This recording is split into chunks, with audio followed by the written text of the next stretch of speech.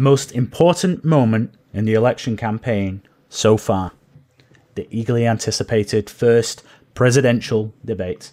The first bit of real scrutiny Biden has faced so far. How did he do? Not great. We're going to break down the 5 worst moments of the debate for Biden.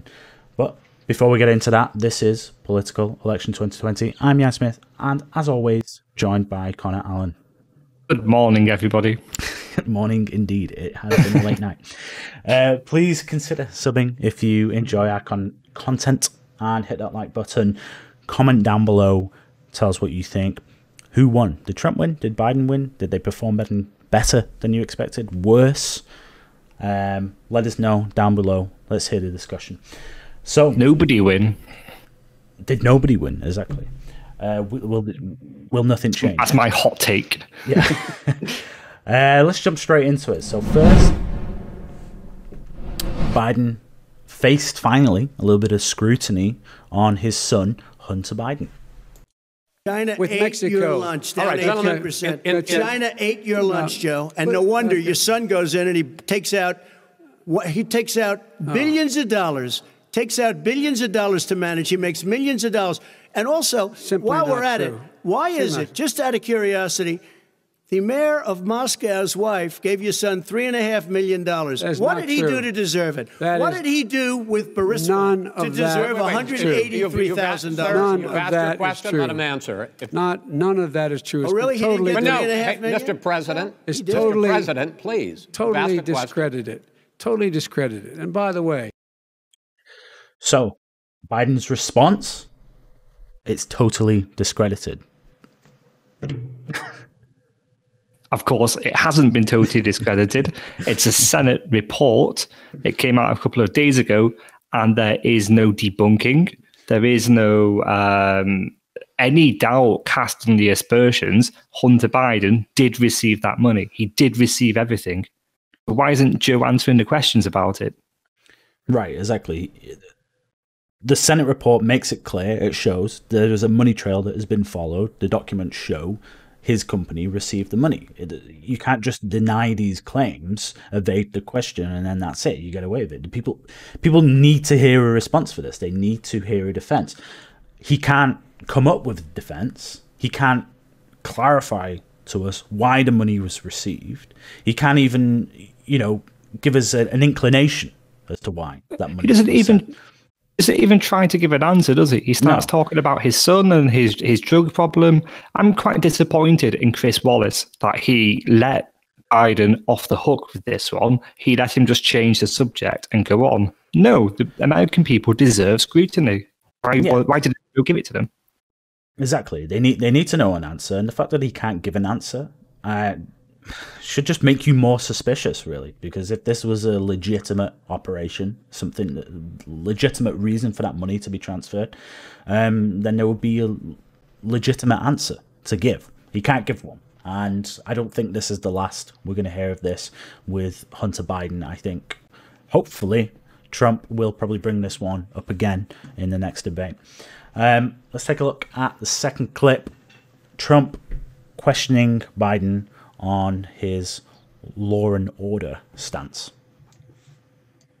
He doesn't have any law support. Look, he has no law enforcement support. That's not true. Almost nothing. Look. Oh, really? Who do you have? Name one group that supports you. Name one group that came out and supported you. Go ahead. Think. We have time. We don't have time to do anything. Think all right. Name one law enforcement group that came out and supported you. Gentlemen, I think I'm going to take back the moderator's role. I don't think there are any. Once again, Chris Wallace comes in and saves him. He's faltering there. He has no answer. There aren't any law support. There aren't any police unions that support Joe Biden. They all support Trump. Absolutely. And you can see why, because for the last few months, Joe Biden's words have led to violence against police officers. In some cases, the killings of police officers. He's called them the enemy. He's advocated defunding them. And I mean, just what does he expect? And he, as you say, nobody supports him. Nobody in the law enforcement community supports Joe Biden. It's become very evident there. It took the Democrats, it took Joe Biden far too long to come out, and we've spoken about this before, it took him far too long to come out and condemn the violence that was going on because they thought it was helping them. Only when they didn't think it was helping them anymore did they come out and start speaking out against it. People can see through this. It's very clear. The narrative switched like that. One day they're saying, oh, these are great, there's no protest, there's no violence. The next day they're saying there is violence. No wonder police unions are supporting Trump and flooding towards supporting Trump, all of these unions, because it's quite clear that Joe Biden has no interest in supporting police. He has only an interest in trying to create a narrative that helps him. Absolutely. And not just police officers, I might add, because the vast majority of American people get behind the boys in blue, right? The vast majority of the American people love the police and the law and order and the vital support they provide. Joe Biden is losing a lot of those people. Yeah, 100%. He's losing them. And I think Trump's done a good job here, certainly, of exposing that and making him, again, walk that fine line between appeasing the radical left with the defund the police, but also trying to be attractive to swing voters.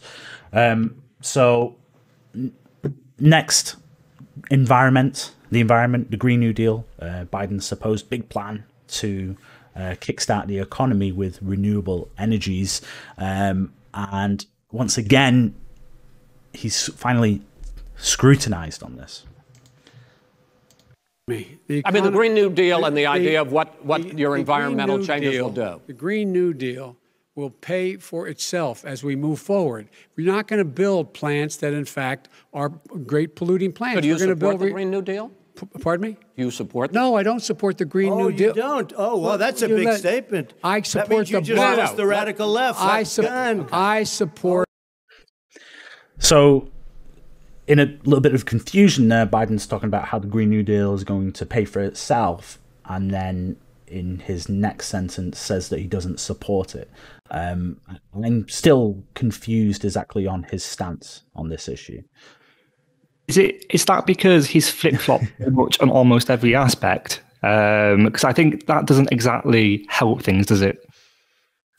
No, and like we were talking about law and order, this is again another case where he refuses to just have a policy and stick to it. He's trying to, once again, appease to the radical left, the environmentalists who want to, rip up the fabric of America's industry and replace it with some, pipe dream where everything just runs absolutely fine on renewable energies and all this, when the technology obviously isn't even there. And they don't support nuclear energy either. You can see throughout the debate, President Trump talks about, the cost of the Biden plan, as he puts it, $1 trillion. Yeah. Even if you put $1 trillion in, you still don't get the same, 100 trillion, sorry, you still don't get the same amount of energy out. It's just a really ridiculous, over-ambitious plan. You see this often with environmentalist policies. Yeah. They're super ambitious and they're not designed to be followed. They're designed to put numbers on the table to make Green voters vote for them. Yeah, exactly. And whenever they face any kind of scrutiny in terms of how pragmatic they actually are, whether it's affordable, whether it's actually feasible, they always seem to falter. And again, it's from Biden's case, he's trying to appease all those left-wing voters, but at the same time, swing voters, middle-class voters will look at that and they'll be concerned, one, about the expense, how much is it going to cost them in taxes, and secondly, they'll kind of look at it as a bit of a pipe dream. How the hell are they going to do something like that? If that was possible, that they can just do all of this and everything can just run fine off renewable energies, then it would have been done already. So again, finally, facing a little bit of scrutiny on it, can't seem to put together a coherent position. And next clip, Biden is, scrutinized on his record, and specifically on his tax record while Obama's administration was in power. The tax code that made him put him in a position that he pays less tax than a school teacher on the money a school teacher makes, is because of him he says he's smart because he can take advantage of the tax code. And he does take advantage of the tax code. That's why I'm going to eliminate the Trump tax cuts. And I'm going to eliminate those tax cuts and make sure that we invest in the people who, in fact, need the help. People out there need help. But why didn't you do it over the last 25 years? Because you weren't president. Because you weren't president screwing things up. You were a senator. And You're by the way, worst you were president America has ever had. Hey, Come Joe, on. So, rightfully, Trump's asking him, if you're so concerned about the tax that the Trump organization paid, that Trump paid over the last 10 years or 15 years or whatever it is, 8 of those years were during the Obama administration. Why was he allowed to do that then? No, absolutely. This is the oldest trick in Joe's book, isn't it? He likes to point at Trump and he likes to point out that he's a billionaire. He likes to point out that he's got there by perhaps less than honorable means. But actually, what's happened is, Obama enabled that and they looked over it and they watched it happen and they incentivized it because they knew it gave a benefit to the nation. It just really is quite very dishonest of Joe. And no one talks about Joe's millions of dollars in property, do they? When he likes to point at Trump and call him a billionaire. So ridiculous. Yeah, exactly. They don't want to admit that this tax code that has basically, been in place for generation, really, a lot of these incentivizations, they're good for business. They encourage businesses to reinvest money. Absolutely. And rather than just hoarding it. This is supposed to be something that the left is for. Trump organization has created thousands and thousands of jobs, and we talked about this before in the last video. But it just shows, again, how ineffective Biden was when he was in government. 47 years, and he can't talk proudly about his record. He just has to reflect everything back at Trump. He's trying to conflate the Trump tax cuts, which he thinks are unpopular, with the tax code that existed during his administration. Trump's not talking about his tax cuts. He's not benefited from his own tax cuts. He's just, he's not connected with the Trump organization anymore. He's talking about before then, and Biden doesn't have an answer, and he's hoping that no one will notice. Absolutely. So the final issue, of course, the most recent issue, the Supreme Court nomination. And Biden, once again, he's trying to turn this into an issue of, abortion and women's rights and all of this, when in fact, Amy Barrett hasn't even been nominated yet. Never mind made her position clear on anything. And Trump picks up on this and questions him on it. The president also is opposed to Roe v. Wade. That's on the ballot as well in the court. And so that's also at stake right now. And so the election is already begun. You don't know it's on the ballot. Why is it on the ballot? Because why is it on the ballot? It's not on the ballot. It's on the ballot in the court. I don't think so. In the court. Well, there's nothing happening there. Donald, would you just be quiet for a minute? And you don't know her view on Roe v. Wade. I don't know her view. Well, all right. Let's. Trump points out he doesn't know her view on Roe v. Wade. He's trying to make it out like this is that voting for Biden is a vote for abortion rights or whatever, and this kind of thing. No one knows exactly what's going to happen with Roe v. Wade, and even still, Trump's nomination is probably going to be nominated before the election anyway, or some point after the election. So it's not a referendum on the Supreme Court, because that's going to be happening anyway. Oh, absolutely. And this whole talk about Roe v. Wade being on the ballot from Joe Biden, it really is rooted in an inherent misogyny, isn't it? And, Joe Biden is kind of an old timer. We can probably guess what he thinks of women, but to look at ACB and just to automatically assume that she's incapable of doing the job impartially, that's what really gets me about this. And especially that a Christian can't be impartial. There are many conservative judges, Judge Gorsuch, for example, who do not let their faith interfere with their job. It's perfectly possible, perfectly reasonable to do. Right, because they're just there to uphold the Constitution, interpret the Constitution in as unbiased way as possible, and don't allow, like you say, their faith to come into this.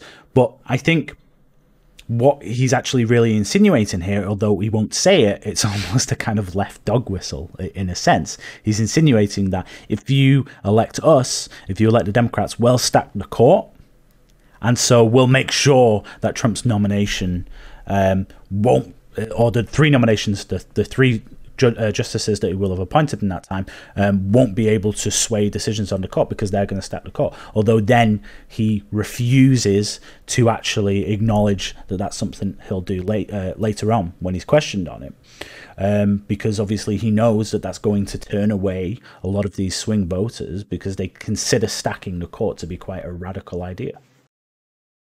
So that's it. The 5 worst moments for Biden.